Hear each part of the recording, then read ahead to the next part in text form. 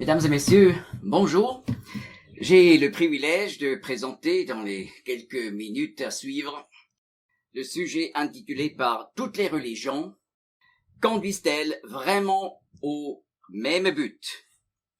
Mais tout d'abord, quelques remarques introductives, générales, d'observation générale. La religion est un phénomène humain. Donc, on trouve le phénomène de la religion seulement parmi les humains. Est-ce que vous avez déjà vu un singe au zoo qui est religieux? Impossible. La religion n'existe pas parmi les animaux et les plantes. C'est un phénomène humain. Deuxième observation générale, c'est un phénomène mondial. Car sur tous les continents du monde, on trouve la religion. Là où il y a des êtres humains, il y a de la religion. Voilà une statistique des religions. On parle des religions monothéistes qui parlent d'un seul Dieu. Voilà, le christianisme en fait partie avec 2,2 milliards adhérents qui se disent au moins être chrétiens. Voilà l'islam, 1,5 milliard d'adhérents mondialement, et bien sûr le judaïsme avec 14 millions d'adhérents. Parce que là, on fait partie du peuple juif, si on fait partie de la religion juive. Voilà, en contraste avec le monothéisme, le polythéisme, où on croit en plusieurs dieux, divinités. Tout d'abord, l'hindouisme, avec environ 900 millions d'adhérents, le bouddhisme ensuite, avec environ 450 millions. Donc ce sont vraiment des estimations un peu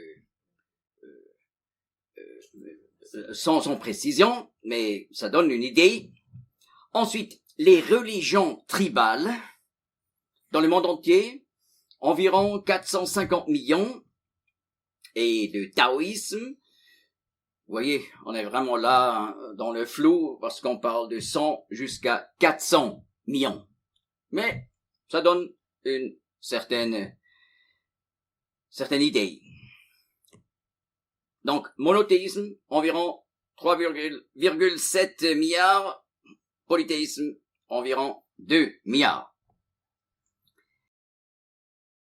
D'abord, une première partie où j'aimerais parler de l'école et la religion aujourd'hui.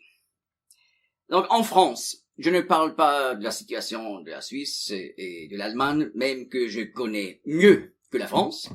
Mais pour la France, même pour un étranger, c'est clair, là, on est fier, en général, de la laïcité.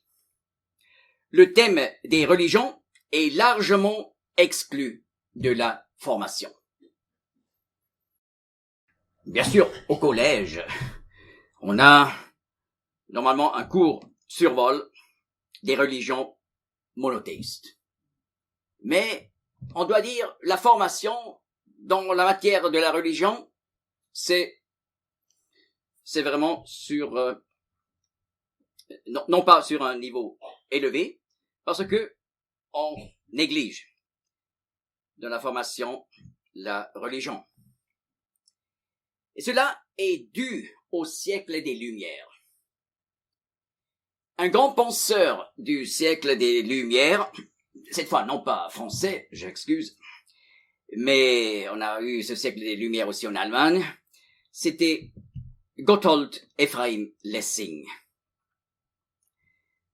Eh bien, il a écrit entre autres une pièce de théâtre, Nathan le Sage. Et là, la partie centrale de cette pièce est le moment où Nathan, un juif, bien entendu, devant le sultan de la Turquie, à l'époque, c'est-à-dire l'Empire ottoman, n'est-ce pas? Il a exposé une parabole. Et voilà, un père qui avait 3 fils possédait un anneau merveilleux. Il aimait les 3 fils de la même façon. Alors, le grand problème, à qui je vais donner cette pièce précieuse que je porte sur ma main? Eh bien, il a produit des copies. Et finalement, chacun des 3 fils a reçu un cadeau. Et c'était impossible de voir la différence entre les trois pièces. Et d'ailleurs, chose intéressante, il n'est pas clair quand on analyse le texte si un des 3 fils a vraiment reçu l'original ou si tous les 3 ont reçu une copie. Donc, ils ne savent pas. Et par cela, il voulait dire, voilà les 3 religions monothéistes. Judaïsme, christianisme et l'islam, d'ailleurs dans l'ordre chronologique, n'est-ce pas? On ne peut pas savoir ce qui est la vérité. Impossible, il n'y a aucun moyen pour voir. Mais ce n'est pas nécessaire de savoir qui a la vérité, parce que, de toute façon, selon l'idée des penseurs du siècle des Lumières, on peut pas connaître la vérité. Mais il est simplement important qu'on se comporte bien. Donc, le comportement des 3 fils est important, mais pas de savoir si quelqu'un a vraiment le vrai. Et voilà, cette pensée qui n'était pas seulement donc déclarée en Allemagne, mais en Europe en général, ça a marqué donc la pensée générale concernant le sujet de la religion, et cela a amené à 3 points de vue très répandus dans notre société occidentale. Donc, j'élargis, je ne parle plus seulement de l'Europe, mais aussi de l'Amérique. Première affirmation. Dans toutes les religions, il s'agit finalement du même Dieu. N'est-ce pas? C'est très courant qu'on entend cette déclaration.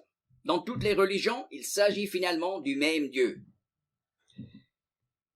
Deuxième affirmation. Ce que l'on croit n'a pas d'importance. De toute façon, comment savoir ce qui est juste? Vous voyez le lien avec Nathan, le sage. Ce que l'on croit n'a pas d'importance. De toute façon, comment savoir ce qui est juste? Troisième affirmation. Aucune religion n'est meilleure que l'autre. Toutes les religions se valent. C'est aussi une conséquence de cette pièce.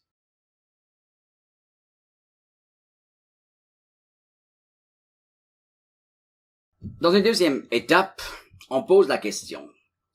S'agit-il vraiment du même Dieu dans toutes les religions? Vous voyez, on attaque maintenant la troisième déclaration. D'abord. Dans toutes les religions. La première déclaration. Dans toutes les religions, il s'agit finalement du même Dieu. Maintenant, nous retournons 3600 ans dans le passé. Selon la chronologie stricte de la Bible, vers 1606 avant Jésus-Christ, voilà Israël en Égypte. C'est l'époque de l'exode d'Égypte. Et après l'exode, dans le désert du Sinaï, Israël reçoit les 10 commandements sur des tablettes et les 5 premiers livres de la Bible, les 5 livres de Moïse qu'on appelle la Torah, la loi. D'ailleurs, à cette époque, l'hindouisme, le bouddhisme et le taoïsme n'existaient pas.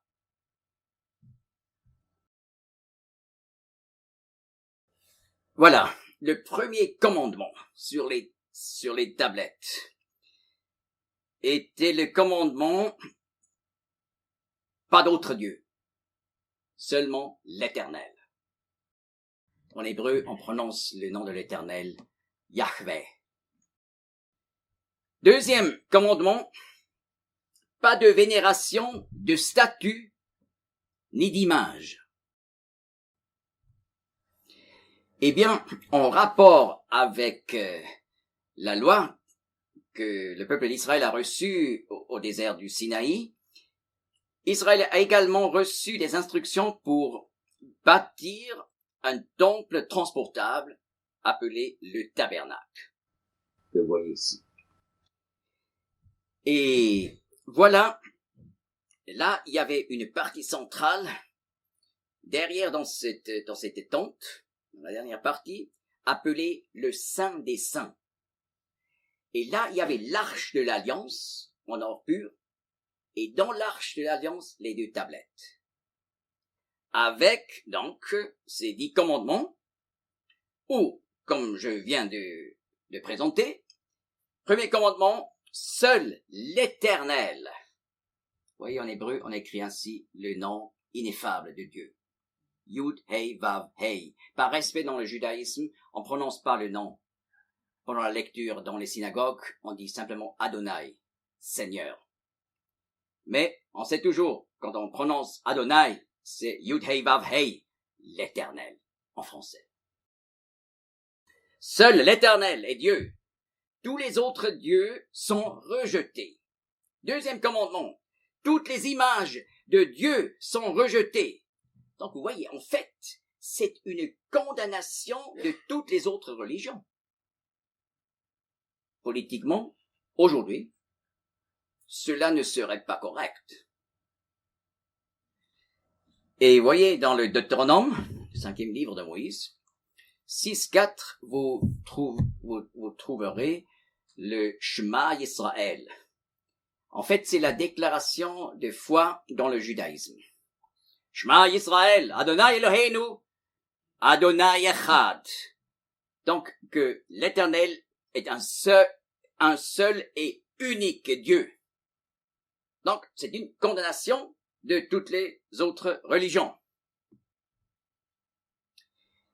Mais je viens de parler d'Israël en Égypte, avant l'Exode, avant le commencement de l'existence nationale d'Israël. Eh bien, Israël se trouvait dans un pays où on vénérait la nature.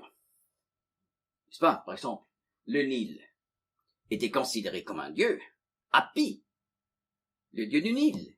Et on a adoré le Nil.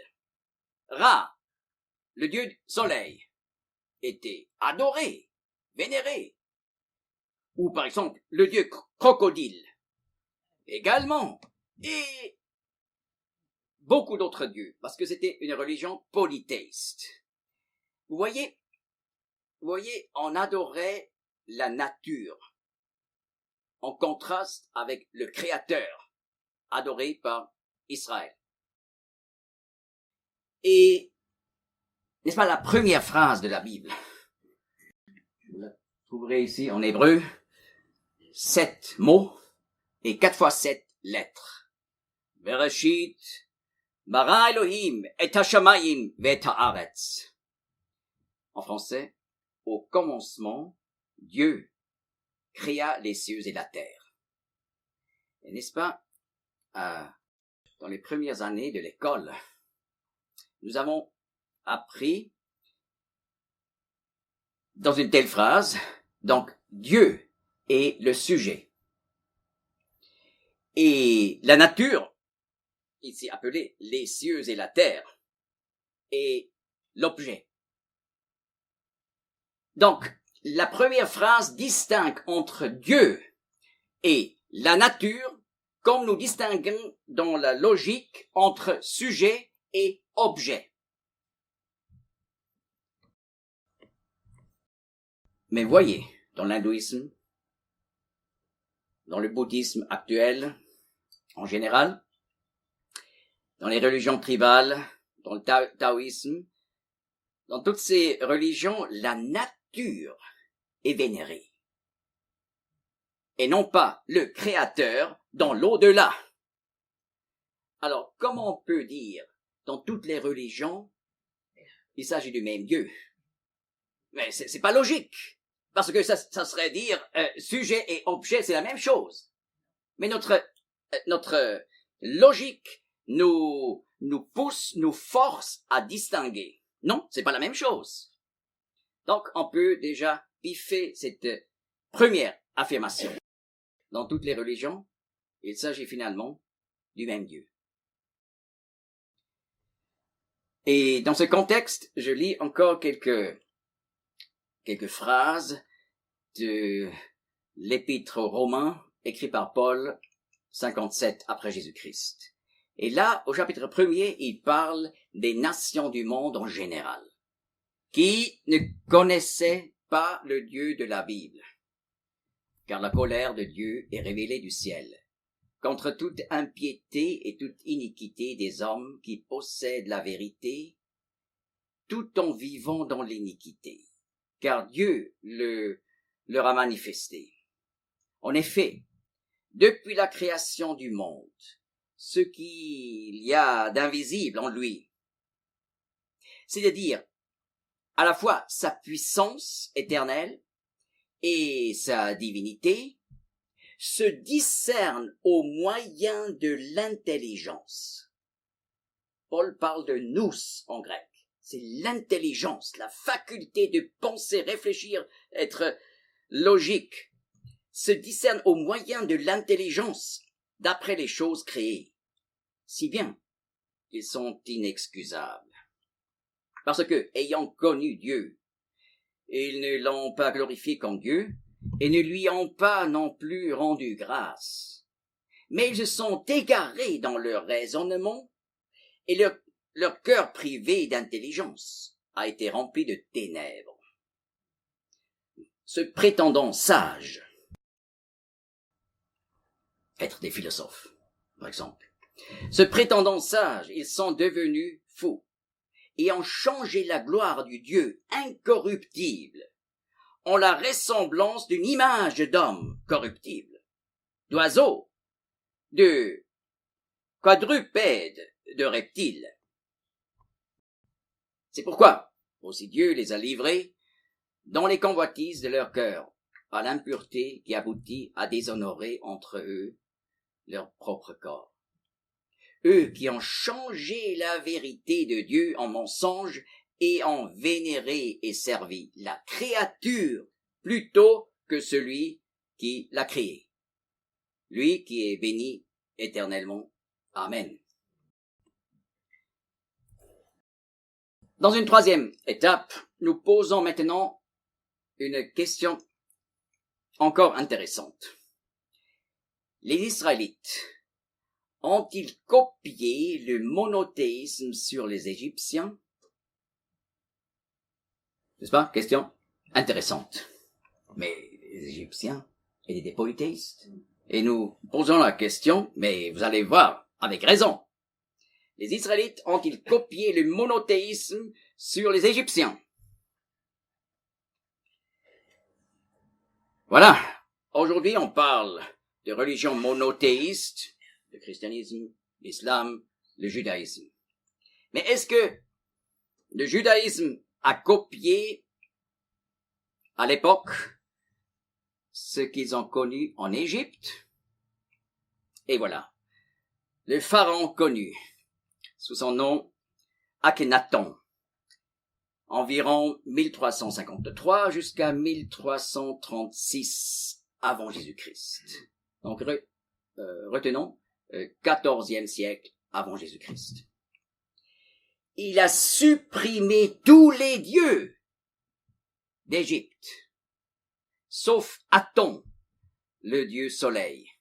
N'est-ce pas? Avant, j'ai parlé de Ra, dieu soleil. Mais Aton, c'est en fait la surface du soleil qui était vénérée comme Aton. L'Égypte connaissait plusieurs dieux soleil. Et voilà. Et il a retenu Aton. Et vous voyez son nom? Akhenaton. Aton, c'est ce dieu soleil. Eh bien, il a effacé tous les autres dieux. Il a retenu seulement le dieu soleil. Mais d'abord, il faut retenir, il continuait à vénérer de la nature au lieu du Créateur. Voyez? Bien sûr, il avait une sorte de monothéisme, mais il ne vénérait pas un Dieu transcendant. Ça veut dire qui ne fait pas partie de cette création. Mais il a retenu une partie de la nature pour l'adorer. Ça, c'est une observation importante. Et ensuite, l'exode d'Égypte, selon la chronologie biblique, n'était pas, comme vous pouvez lire dans plusieurs livres, au XIIIe siècle, donc autour de 1230, époque de Ramsès II, mais selon la Bible, si vous calculez les chiffres donnés, les chiffres historiques donnés par la Bible, vous allez voir l'Exode a eu lieu 1606 avant Jésus-Christ. Eh bien, selon la Bible, c'était pas au XIIIe siècle, mais c'était bien entendu à la fin du XVIIe siècle. Et vous voyez, cette idée, Israël aurait juste copié le monothéisme d'Akhenaton, est venu par l'idée, l'exode d'Israël était au XIIIe siècle, Akhenaton était au XIVe siècle. Mais les faits historiques sont à l'inverse. Parce que, tout d'abord, au XIIIe siècle avant Jésus-Christ, vous n'allez pas trouver des traces d'Israël en Égypte, par l'archéologie. Mais, au XVIIe siècle, vous allez trouver les traces d'Israël en Égypte. Je peux vous les montrer à Ramsesville, où on vient de faire des excavations, je veux dire, dans les dernières décennies. On a fait des excavations fantastiques et là, on trouve les traces d'Israël en Égypte. Donc, l'exode de l'Égypte était avant ce monothéisme, cette sorte de monothéisme d'Akhenaton. Donc, ça ne joue pas de dire Israël aurait copié les Égyptiens. Il y a un parallèle avec l'islam, qui vénère aussi un seul Dieu, Allah. Mais Allah était déjà vénéré par les tribus arabes dans la péninsule arabe avant le commencement de l'islam par Mahomet. Et voilà, les tribus arabes ont vénéré à la Mecque, à la Kaaba, ils ont vénéré 360 dieux. Et un des 360 dieux était Allah, le dieu de la pierre noire, qui se trouve ici, vous voyez, à la Mecque. Allah était le dieu de la pierre noire, et il avait un signe, parce que les dieux portaient des signes, des attributs, et l'attribut d'Allah à l'ère pré-islamique était la lune. Un croissant, de la lune. Et vous voyez, et les tribus arabes attribuaient 3 filles à Allah, qui étaient en rapport avec les étoiles, les astres. Donc, Allah était un dieu lunaire, Mahomet a effacé tous les autres dieux à la Mecque et a retenu un seul Dieu. Donc là, il y a un parallèle remarquable avec ce que nous venons de voir en Égypte. C'est pas tout à fait la même chose, mais c'est un parallèle.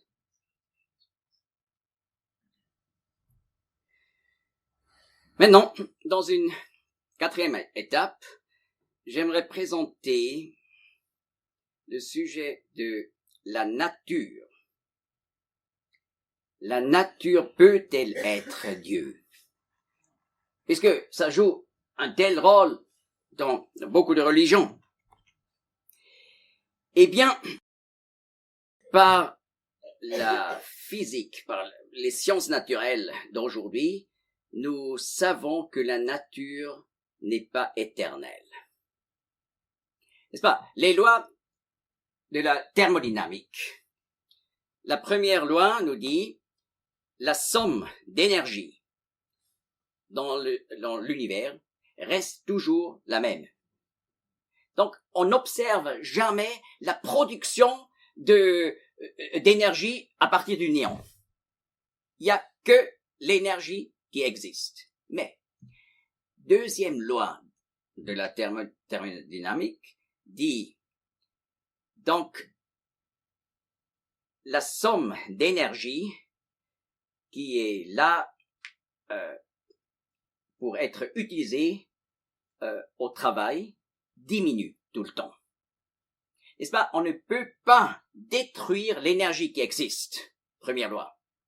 Mais la deuxième loi dit la somme d'énergie qui est transformée dans d'autres sortes d'énergie, mais la somme d'énergie qui est utilisable pour le travail diminue tout le temps. Donc c'est la loi d'une bougie qui brûle. Vous voyez, notre soleil a une certaine quantité d'énergie, mais pas pour l'éternité, parce que cette énergie sera utilisée. J'ai dit, on ne peut pas détruire l'énergie, mais elle est transformée, et après, on peut plus apporter cette même énergie pour être utilisée encore une fois pour faire luire le soleil, n'est-ce pas? Donc, tout l'univers est comme, en fait, une bougie qui brûle. Je ne dis rien du tout sur le moment de l'origine, sur le moment de la fin, mais simplement cette observation logique, la nature n'est pas éternelle. Donc, la nature est sujette à la dégradation. Ce sont des faits, des sciences naturelles, et voilà des faits qu'on peut observer chaque jour.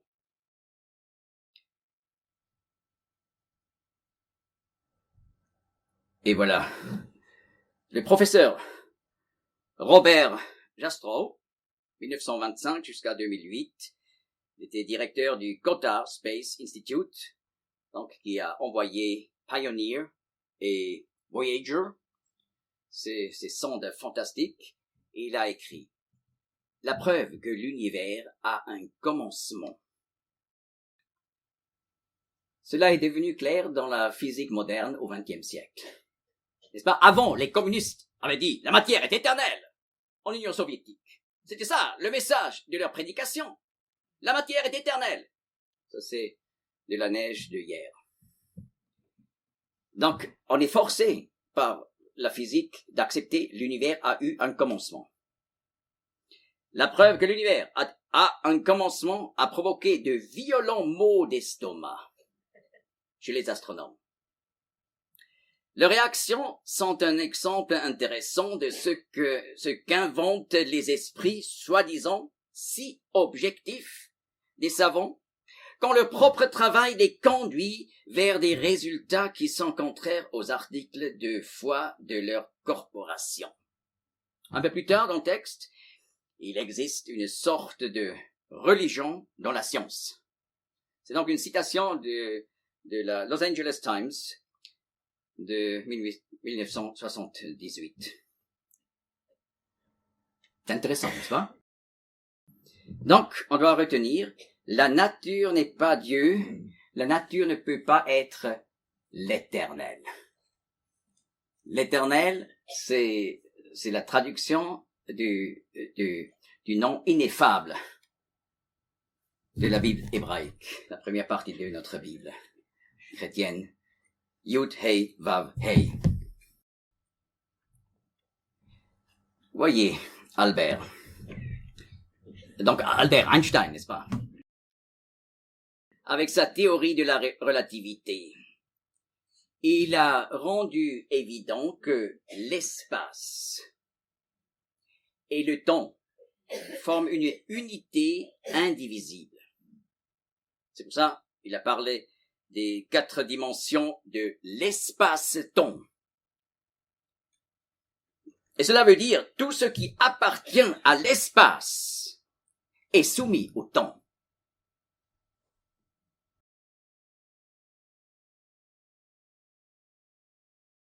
Et voilà, la Bible nous explique, le Dieu de la Bible n'est pas soumis ni au temps, ni à l'espace. En 2 Pierre 3, verset 8, Pierre, autrefois un pêcheur de la Galilée, a écrit, « Un jour est devant le Seigneur comme 1000 ans, et 1000 ans comme un jour. » Comprenez bien, cela ne veut pas dire un jour dans la Bible. Par exemple, un jour de la création est égal 1000 ans. Mais il veut dire un jour comme 1000 ans comme un jour. Mais pas pour nous, pour le Seigneur. Donc à l'époque, il y a 2000 ans, avant que notre juif, que Pierre, Albert Einstein, réalise, donc le temps n'est pas une chose absolue. Le temps est lié à l'espace. Mais la Bible a toujours enseigné que Dieu est omniprésent, donc pas soumis à l'espace. Il ne doit pas aller du point A jusqu'au point B. Il est partout. Omniprésent. Et Jérémie 23, 24 dit, « N'est-ce pas moi qui remplis les cieux et la terre, dit l'Éternel. » Donc, Dieu est le Dieu immanent. Ça veut dire le Dieu qui est présent partout dans la nature. Mais, en plus, la Bible enseigne que Dieu est le Dieu transcendant, qui est aussi au-delà de la nature.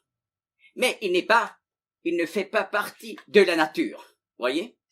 Comment on distingue entre sujet et objet. Et voilà, alors la Bible enseigne que Dieu ne fait pas partie de l'espace, et ainsi, il n'est pas soumis au temps. Quelqu'un a une fois demandé à un spécialiste du Big Bang, eh bien, au Big Bang, selon la théorie, le temps et l'espace a commencé dans un petit point. Alors, qu'est-ce qu'il y avait avant le Big Bang? C'est une question stupide, il a répondu, parce que avant le Big Bang, selon la théorie, il n'y avait ni le temps, ni l'espace. Donc, le temps et l'espace ont commencé à un certain moment. Donc, qu'est-ce qu'il y avait avant? Mais on peut pas parler d'avant, parce que là, il n'y a pas le temps. Et la Bible dit que Dieu est en dehors des cieux et de la terre, de l'univers. Donc, il était éternel. Il est éternel. Et si quelqu'un demande, mais oui, vous croyez en un Dieu qui a tout créé, mais qui a créé Dieu? Inutile, puisqu'il est éternel. La question se pose plus où ça a commencé, parce que c'est l'éternité. Et seulement dans un point précis, le temps et l'espace a commencé. Et c'est la première phrase de la Bible. Bereshit, bara Elohim, au commencement. Au commencement, ça veut dire au moment où le temps a commencé. Dieu créa les cieux et la terre. L'objet, la nature. Donc, la nature ne peut pas être Dieu, puisque la nature n'est pas éternelle. Mais l'éternel, le Dieu de la Bible, est éternel, ni soumis au temps, ni à l'espace. Donc, comme suite, une 5e étape. Reconnaître le Créateur derrière la création. Nous allons ensemble en Amérique du Sud. Voyez là, l'empire, au Moyen-Âge, l'empire des Incas. Là, vers la Bolivie et le Pérou. Voilà, à l'époque de Pachacutec, 1438 jusqu'à 1471, après Jésus-Christ. Pachacutec amena l'empire Inca à son apogée, juste avant la destruction, n'est-ce pas, par les Européens. Cette destruction tragique. Il était un grand bâtisseur de forteresses, de palais, temples. C'est lui qui a bâti la ville de Cusco. Pachacutec était un fervent adorateur de Inti, le dieu soleil. Mais un jour, le doute est apparu dans son cœur. Voyant le soleil qui doit suivre exactement l'horaire prévu, il réalise, mais Inti n'est pas un dieu, Inti est un serviteur. Donc, il a conclu, 1. C'est un serviteur. En plus, un petit nuage peut cacher le soleil. Mais un dieu caché par un petit nuage. Donc, il s'est dit, 2. Le soleil n'a pas de pouvoir divin. Et finalement, il s'est dit, le soleil est un astre créé. Si Inti n'est pas Dieu, qui est donc vraiment Dieu?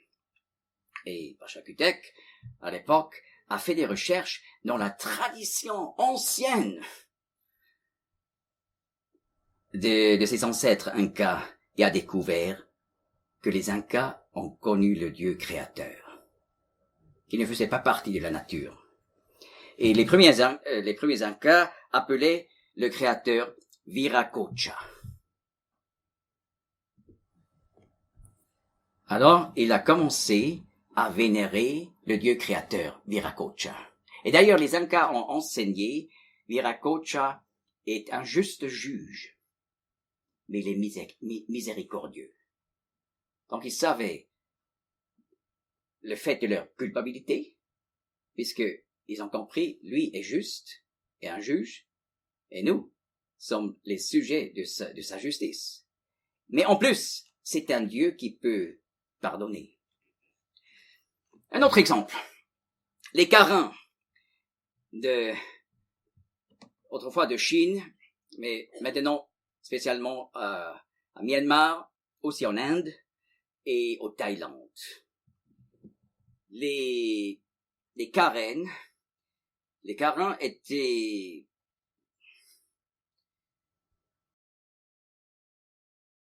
dans le passé connu toujours des animistes. Donc, ils vénéraient des esprits et des âmes dans la nature, dans les arbres, dans les sources, etc. Mais il y avait toujours des enseignants parmi les Karens qui ont enseigné sur Iwa, le Dieu créateur. Et ils ont enseigné, autrefois Iwa nous a donné un livre. Mais nos ancêtres étaient trop préoccupés par d'autres sujets. Et ils ont perdu ce livre. Mais ces enseignants ont enseigné aux Karens des cantiques sur Iwa. Alors au même temps où cette tribu était dans l'animisme, ils avaient la connaissance du Dieu créateur. Et voilà un exemple d'un cantique qui a été rassemblé, n'est-ce pas, plus tard, qui créa le monde au commencement. Mais c'est comme la Genèse, n'est-ce pas? Qui créa le monde au commencement? Iwa créa le monde au commencement. Iwa a tout ordonné. Iwa est insondable. Un autre Un autre exemple. Ô enfants et petits-enfants, n'adorez ni les idoles, ni les prêtres. Parce que les bouddhistes ont toujours fait pression sur eux pour devenir bouddhistes. N'adorez ni les idoles, ni les prêtres. Ce n'est pas ainsi que vous obtiendrez un avantage quelconque. Vous ne faites qu'accroître vos péchés à l'excès. Un autre exemple, vous voyez, je le cite du livre de Don Richardson, « L'éternité dans leur cœur, aux enfants et petits-enfants.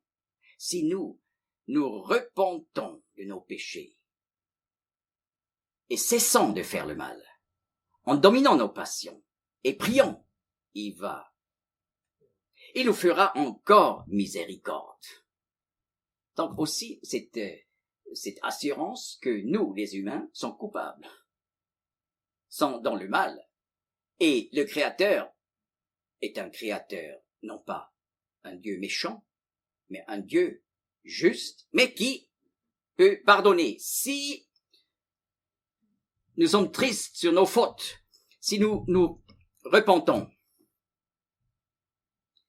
et encore, si Iwa n'a pas pitié de nous, nul autre ne le peut. Un seul peut nous sauver, Iwa. C'est absolument remarquable, n'est-ce pas?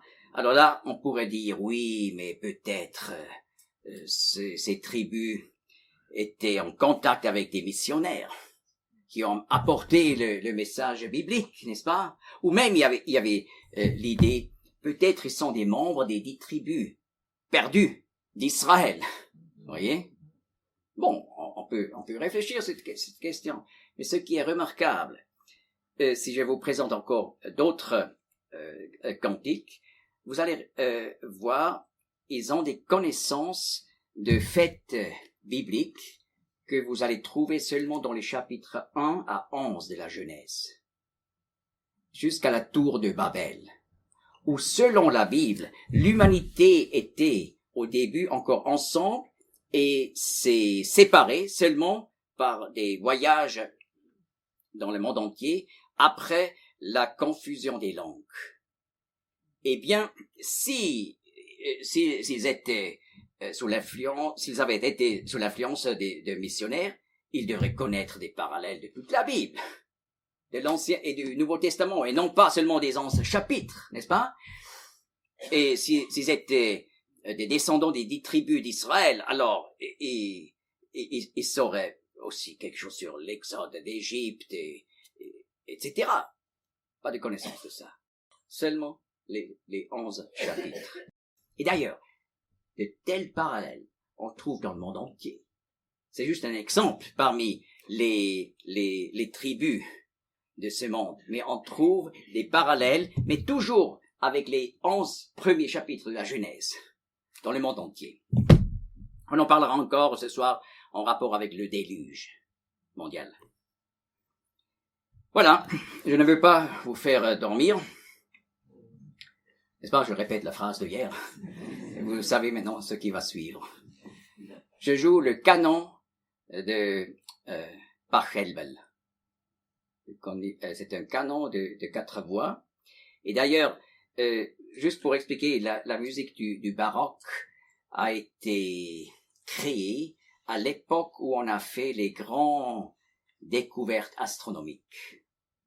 N'est-ce pas, Galilée et Newton, Copernic, merci.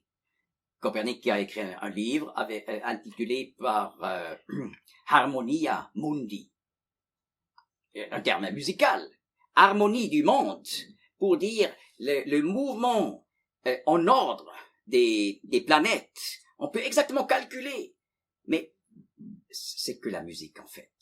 Et c'est pour ça, dans cette musique baroque, on a essayé de copier l'ordre de la création, mais ça devrait être une musique à la gloire du Créateur.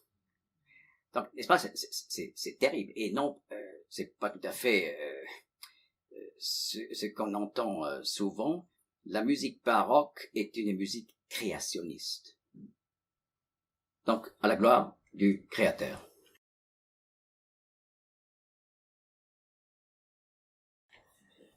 C'est pour ça qu'il y a les 4 voix, mais ils ne forment pas un désordre, un chaos en grec. Chaos, c'est désordre, mais cosmos. Ça, c'est le contraire de chaos en grec. Cosmos, c'est l'ordre. On est bientôt au bout. Mais j'aimerais encore mentionner, après ayant parlé sur Pachacutec et les Karins, d'un prêtre hindou, Shiva Kumar. C'est un ami de moi. Il vit en Suisse et aujourd'hui il s'appelle Peter. Mais autrefois, son nom était Shiva Kumar, selon le dieu Shiva dans l'hindouisme, n'est-ce pas? Et il était prêtre hindou à partir de 10 ans, l'époque où son père est décédé. Et lui devait brûler le corps de son père. Comme garçon de 10 ans, brûler son père. Et cela était une catastrophe pour lui. Et il est devenu dépressif dans la suite. Mais, néanmoins, prêtre officiel dans un temple hindou. Et il a raconté, je me suis rendu compte que ces statues ne répondent pas à mes prières. Ils restent muettes et ne répondent pas à la prière, et ça l'a finalement rendu en colère. Il s'est mis en colère et il a détruit ses dieux. Et là, il a délaissé sa religion. Et seulement plus tard, il a eu un contact avec des chrétiens et avec la Bible. Il a appris à connaître le Dieu de la Bible. Mais ce qui est remarquable dans son histoire, sans avoir un contact avec le monothéisme de la Bible, et il s'est dit, mais ces dieux sont des dieux morts, qui ne savent répondre à la prière. Donc, comme Pachacutec, qui a réalisé, mais le soleil n'est pas un dieu, il a réalisé que ces statues ne sont que de la matière morte. Encore un autre exemple, j'ai encore une autre connaissance que peut-être plusieurs parmi vous connaissent. Le prêtre hindou Rabindranath Maharaj, qui a vécu autrefois au Trinidad, et lui était un brahmane, n'est-ce pas? Donc un des grands leaders dans l'hindouisme, et il se laissait adorer par les gens du village.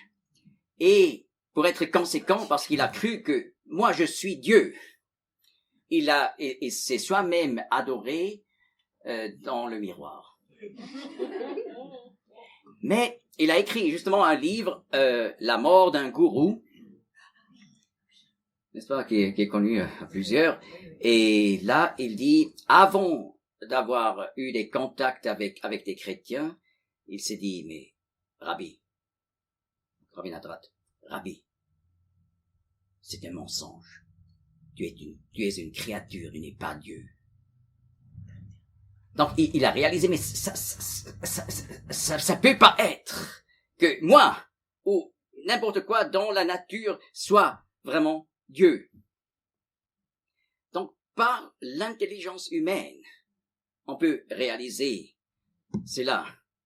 Et c'est une confirmation de la déclaration de l'apôtre Paul que nous venons de lire, Romains 1, verset 20. En effet, depuis la création du monde, ce qu'il y a d'invisible en lui, puisque Dieu est absolument invisible, c'est-à-dire à la fois sa puissance éternelle et sa divinité, se discernent au moyen de l'intelligence d'après les choses créées, si bien qu'ils sont inexcusables.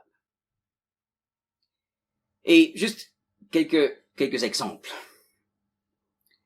On peut dire la création attire l'attention sur le Créateur. voyez ici, le bousier africain, scarabée, n'est-ce pas? Et ce qui est typique, il pousse tout le temps, là, une boule, c'est pas pour mettre sur la table, n'est-ce pas? Ah, une boule affreuse. Mais, nous savons aujourd'hui qu'il s'oriente d'après la voie lactée. Donc, lorsque ces bousiers sont cachés, à quelque distance d'un endroit où il y a le matériel pour former des boules pour les scarabées, eh bien, il y a toujours un danger de sortir de leur place protégée pour aller chercher leur matériel bien aimé, et pour repartir. Donc, il faut prendre le chemin le plus court possible. Et pour cela, il s'oriente d'après la voie lactée. Mais comment cela s'est formé dans les gènes? Simplement par le hasard. Mais comment? Ou, voilà, un tout autre exemple. Le colibri à gorge rubis pèse 3 grammes. Mais régulièrement, il vole depuis l'Amérique centrale jusqu'en Amérique du Nord. Donc il fait un voyage de 1000 kilomètres non-stop à travers le golfe du Mexique. Et il a exactement l'énergie, parmi les 3 grammes, n'est-ce pas, pour faire ce voyage sans tomber à l'eau. Comment ça s'est formé? Qui a programmé les gènes de cette façon? Mais par le hasard.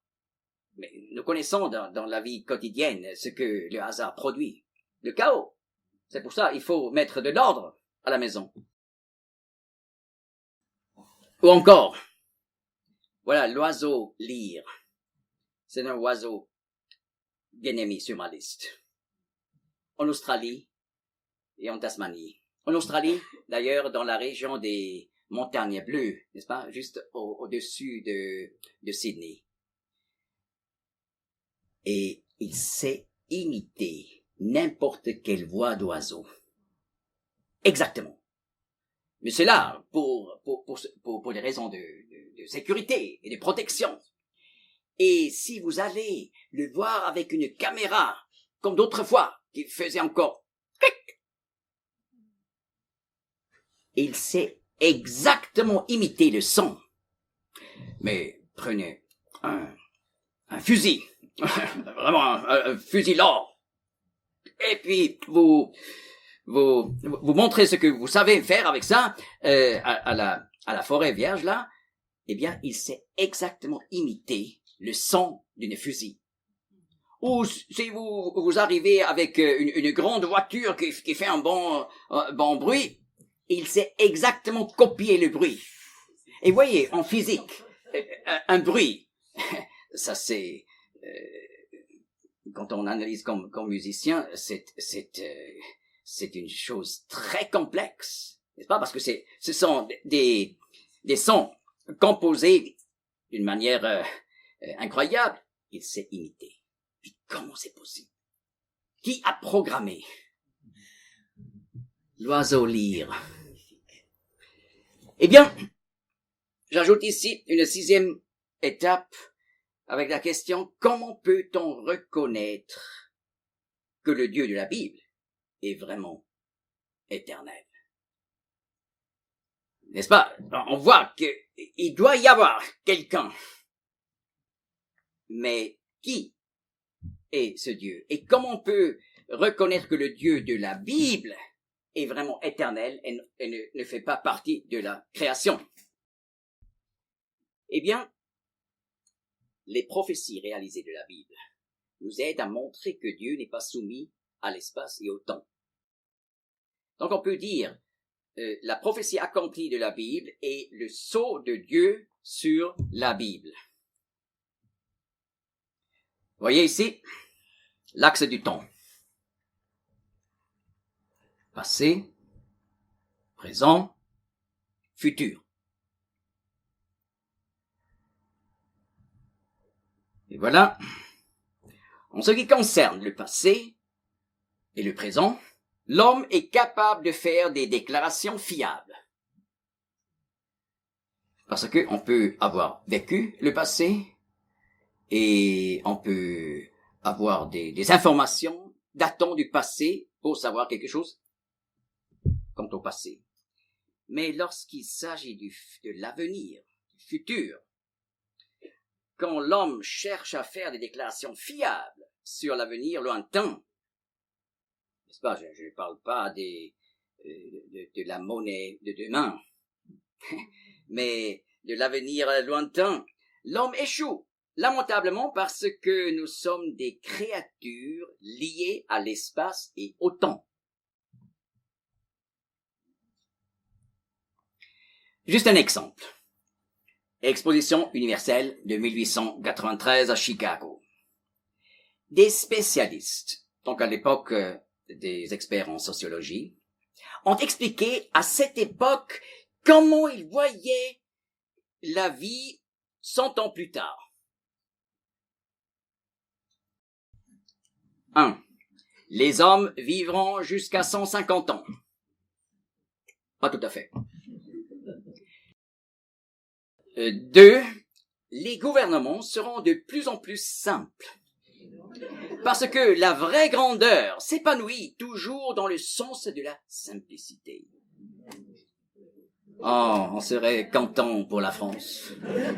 Mais qui a l'intelligence pour guider la France? N'est-ce pas? Et la Suisse et l'Allemagne. 4. Les divorces ne seront plus nécessaires. Mais cela, ils n'ont pas dit parce qu'ils ont pensé, on ne va plus se marier, mais ils se sont dit, on va être aussi intelligent pour savoir comment résoudre des conflits.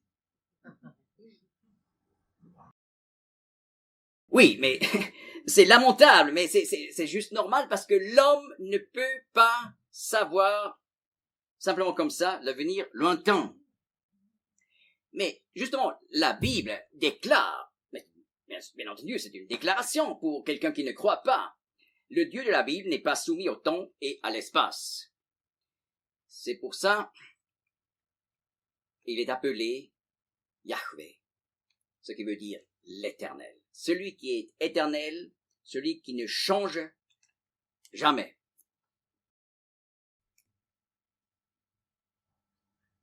Et voilà, en Apocalypse 1:4, Dieu est appelé celui qui était, celui qui est et celui qui vient. Non pas celui qui sera, celui qui vient, parce que Dieu dans la Bible est un Dieu qui intervient dans l'espace et dans le temps. Vous voyez le lien avec l'humanité. 77 fois, en Suisse on dirait 77 fois. C'est dans ce contexte-là encore mieux. Dans le livre du prophète Ézéchiel, après avoir déclaré des prophéties, l'Éternel ajoute « Et vous saurez que je suis l'Éternel ». C'est comme dans la musique, c'est un thème avec plusieurs variations. Et j'ai compté toutes les variations, 77 fois. Donc, par la prophétie, on peut connaître l'Éternel.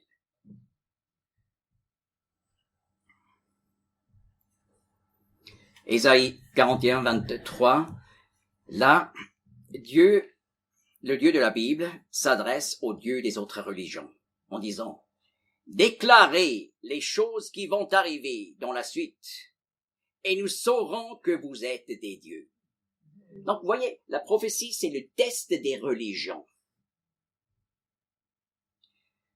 Et voilà la Bible. Je dis déjà maintenant le résultat, mais je vais l'approfondir après. La Bible est le seul livre au monde qui peut faire des déclarations absolument fiables et précises sur le futur. Par exemple, la prophétie messianique.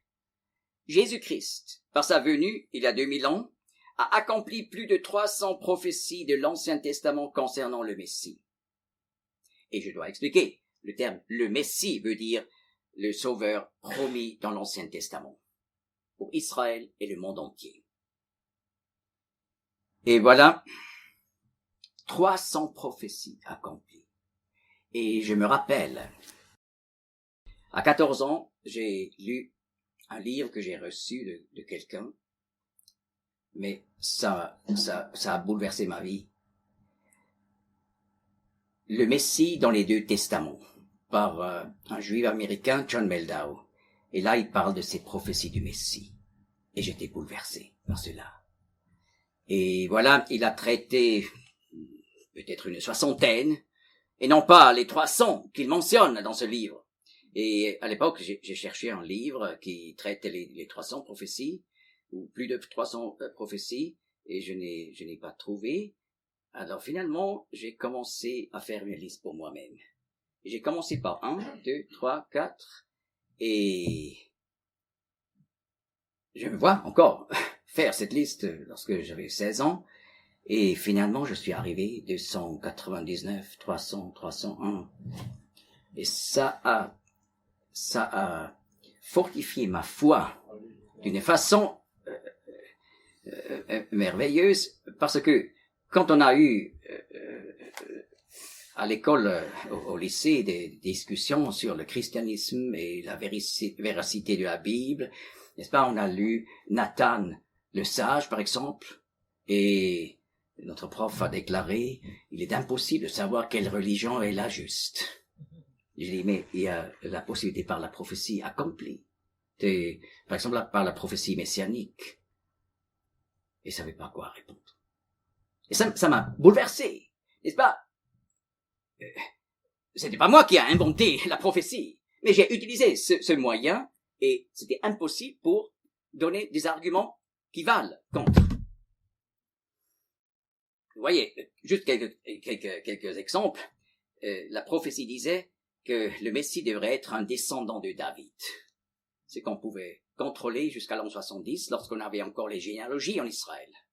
Que Jésus de Nazareth était un descendant du roi David.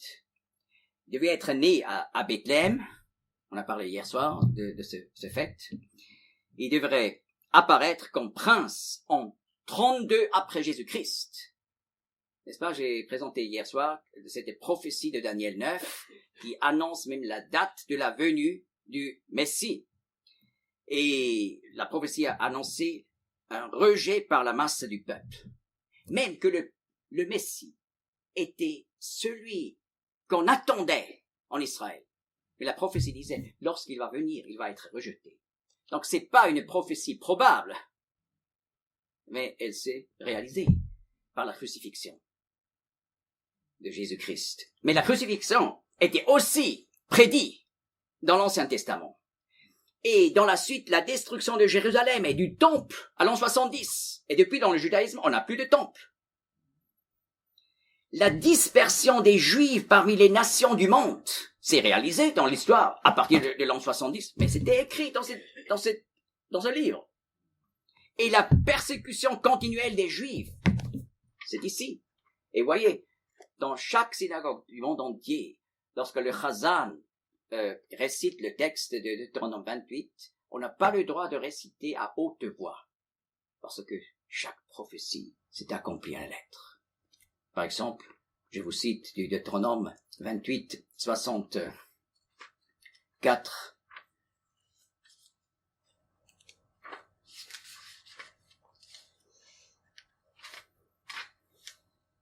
Et l'Éternel, bien entendu, l'Éternel te dispersera parmi tous les peuples, d'un bout de la terre jusqu'à l'autre bout de la terre, etc., etc. Vraiment, de l'Amérique du Sud jusqu'en Australie, du Norvège jusqu'en Afrique du Sud, et jusqu'en Chine et jusqu'au Japon. Voilà, on pourrait continuer comme ça.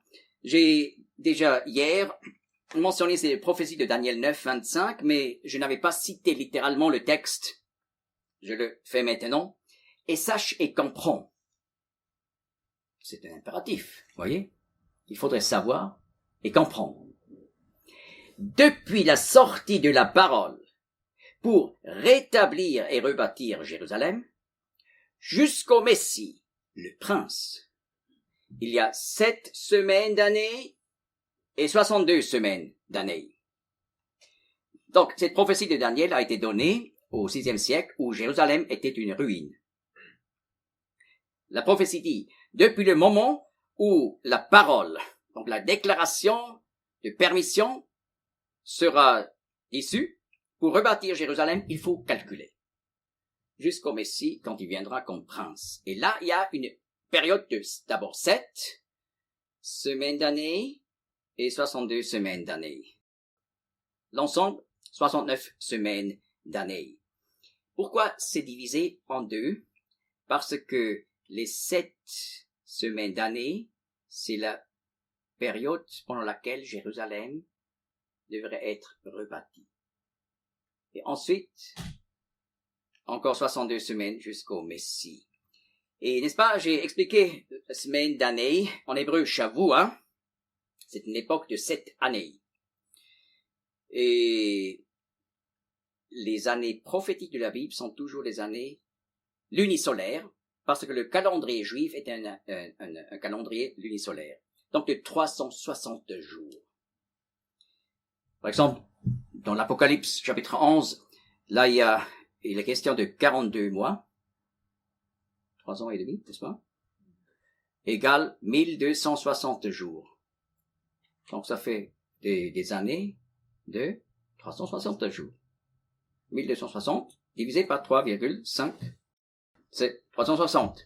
Donc on peut calculer les 69 semaines d'année en jours, 69 fois 7 fois 360 jours, soit 173 880 jours. Et effectivement, du 14 mars 445 avant Jésus-Christ, c'était le mois Nissan de la 20e année du roi Artaxerxès de la Perse. Donc 445 avant Jésus-Christ, où cet édit a été issu pour rebâtir Jérusalem. Et Néhémie est parti de la Perse pour rebâtir Jérusalem. Néhémie 2. Et voilà, à l'an 32 après Jésus-Christ, pendant le mois de la Pâque, Nissan aussi, donc mars-avril, exactement au 6 avril, Jésus-Christ est entré comme prince à Jérusalem, dimanche des Rameaux, reçu par la masse comme Messie roi. Ça s'est accompli à la lettre, parce que on peut exactement mettre depuis le 14 mars 445 avant Jésus-Christ jusqu'au 6 avril 32 après Jésus-Christ les 173 880 jours. Ça c'est de la précision, n'est-ce pas?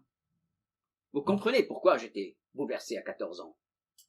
Et on peut aussi l'être à 67 ans. Ou n'importe quoi. Et le texte continue, juste après.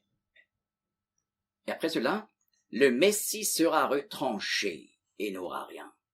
Et effectivement, 5 jours après cette grande journée où Jésus-Christ était reçu par la masse comme le roi Messie, la foule a crié devant Ponce Pilate, crucifie-le. Et la prophétie l'a dit, il sera retranché et n'aura rien. Donc il n'aura pas un royaume de paix. Ça c'est important. Parce que si vous parlez avec des juifs orthodoxes, qui ne croient pas que Jésus est le Messie, eh bien, on estime à peu près 150 000 juifs dans le monde entier qui croient que Jésus est le Messie. Mais si vous parlez avec un juif messianique, un juif orthodoxe, il dira, Jésus n'est pas le Messie. Pourquoi pas? Et souvent, vous allez entendre cet argument. Si Jésus, il y a 2000 ans, était vraiment le Messie, on n'aurait pas eu les guerres jusqu'à aujourd'hui, mais la paix. Alors là, j'ai une fois eu une discussion à Lausanne avec un juif orthodoxe et je lui ai dit, Daniel 9 dit, Yikaret Mashiach, ve'ein lo, le Messie sera retranché et n'aura rien. Si nous avions eu pendant 2000 ans la paix, Jésus ne serait pas le Messie. Parce que la prophétie dit, il sera retranché et n'aura rien. Pas de paix. Pas de royaume de paix. C'est la preuve qu'il est le Messie. Et finalement, ça l'avait convaincu. Et le texte continue, et le peuple du prince qui viendra, c'est une autre, un prince qui viendra, détruira la ville et le lieu saint. Et voilà, dans la période après la crucifixion, en 70 après Jésus-Christ, les Romains ont détruit Jérusalem et le temple. Vous voyez ici les fouilles faites à Jérusalem, ce sont encore des traces de destruction par les Romains du temple d'autrefois. Et ici, l'arc de triomphe de Titus à Rome, c'est le mémorial de la destruction de Jérusalem à l'an 70. Et vous pouvez toujours le visiter à Rome. Un autre exemple, intitulé par Champs et forêts. En Michée 3, verset 12, écrit au 8e siècle avant Jésus-Christ, le prophète écrit, c'est pourquoi, à cause de vous, Sion sera labouré comme un champ, et Jérusalem sera des monceaux de pierre, et la montagne de la maison, c'est-à-dire le mont du temple, la montagne de la maison, les lieux hauts d'une forêt.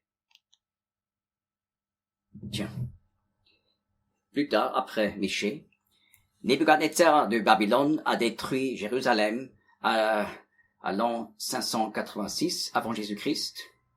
Cette prophétie s'est pas accomplie. Et voilà, cette prophétie, Sion, ça c'est le mont du temple, c'est la même montagne qui est aussi appelée dans la Bible le mont Morija, n'a pas été labourée comme un champ. Plus tard, à l'an 70, les Romains ont détruit Jérusalem, complètement. Mais dans la suite, Sion, le mont du temple, n'a pas été labouré.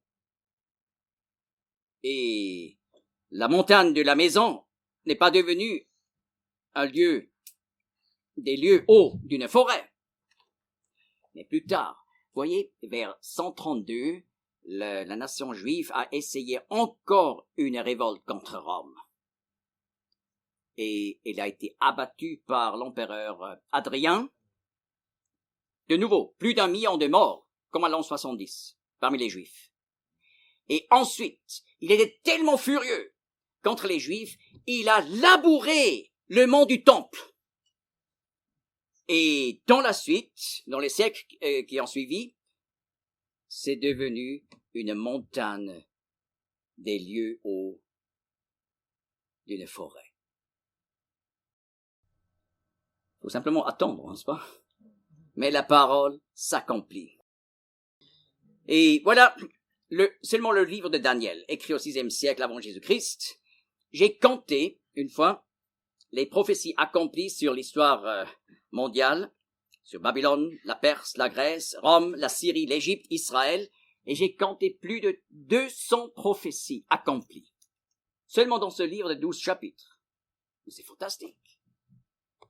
Et un jour, je me suis dit, je voudrais compter toutes les prophéties accomplies sur le temps de la fin dans la Bible, qui sont déjà accomplies depuis 1882.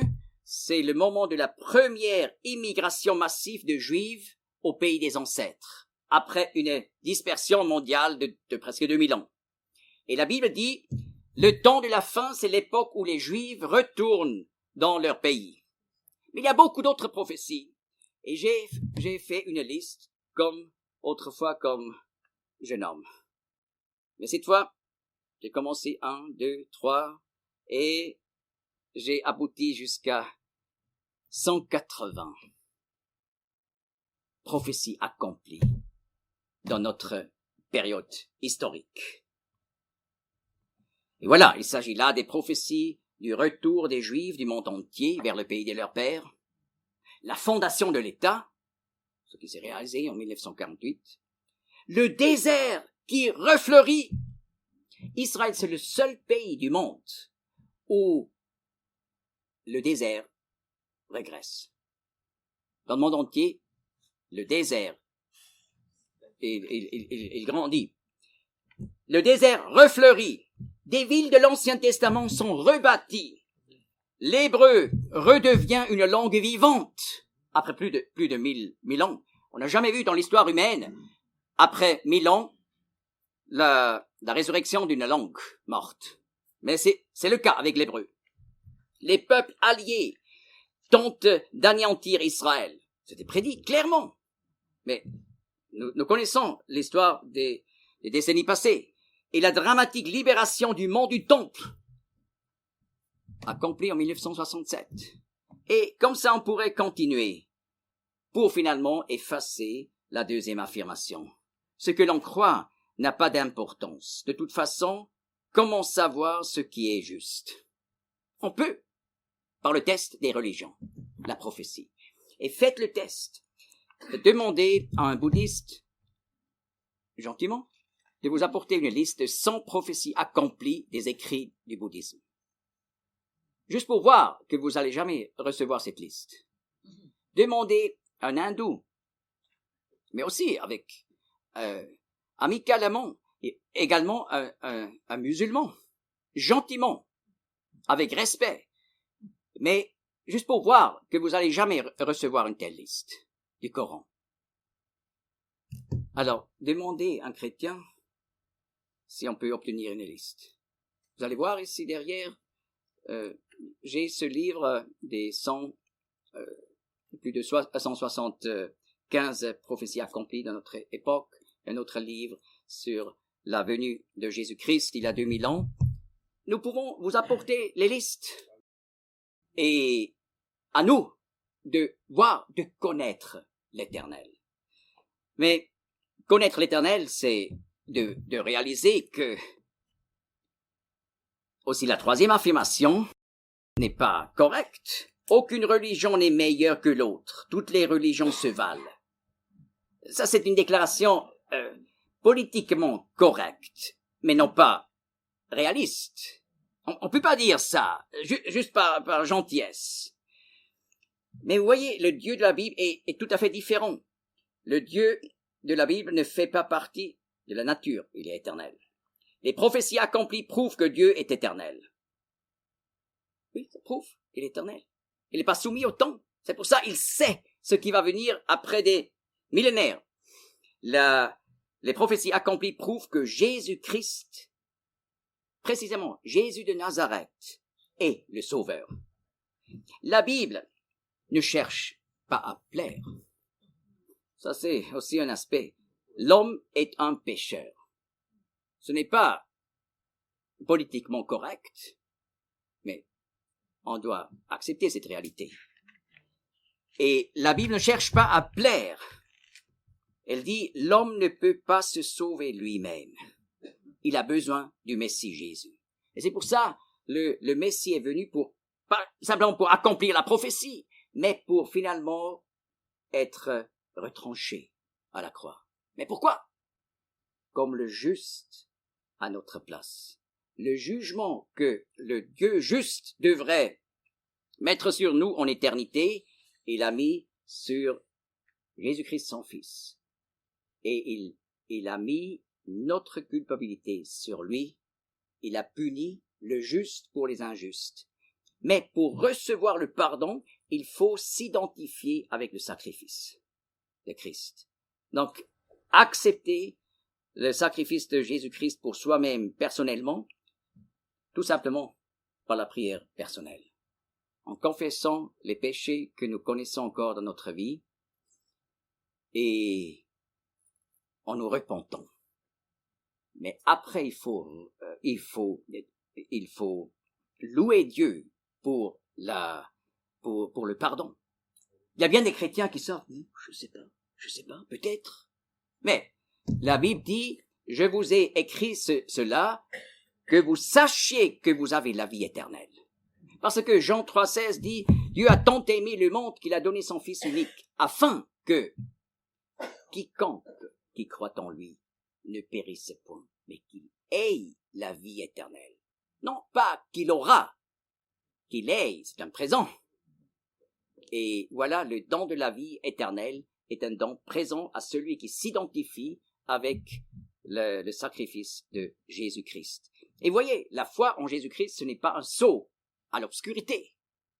On peut dire avec l'apôtre Paul, je sais en qui j'ai cru.